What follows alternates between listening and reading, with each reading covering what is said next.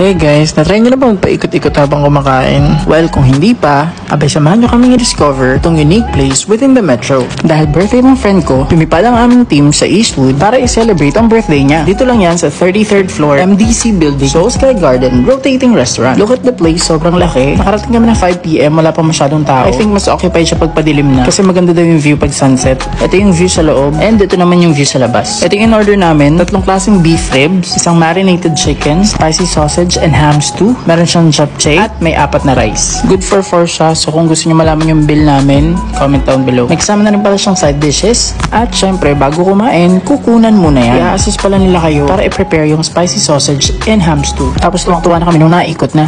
Nagsimula na kami kumain. For me, masarap lahat. We really enjoyed a lot. And itong pinaka-favorite ko dito, itong spicy sausage and ham stew. Yung dating nito, para kang nagsamgyup on a different level. Malambot yung mga meat. Siguro dahil hindi na ikaw yung magluluto. Usually kasi pag ako niluluto na overcook. Isa pa guys, share ko lang. Nahilo yung konti yung mga friends ko ng mga first few minutes. Pero nawala rin nung tumagal. At dahil birthday ng friend ko nung mismong araw na yan, meron silang pa birthday ganap with dancing staffs and macaron ata yun na may candle. Kinantahan din namin yung friend ko dito pero dahil pangat yung boses ko niya, hindi ko na isasama. Sobrang nag-enjoy kami and tingin namin sulit naman siya kasi yung binayaran natin dito is yung memories and yung experience ng rotating restaurant. Hope you guys enjoyed this mini review. Thank you so much guys again for watching and see you on the next Lamon. Day to you.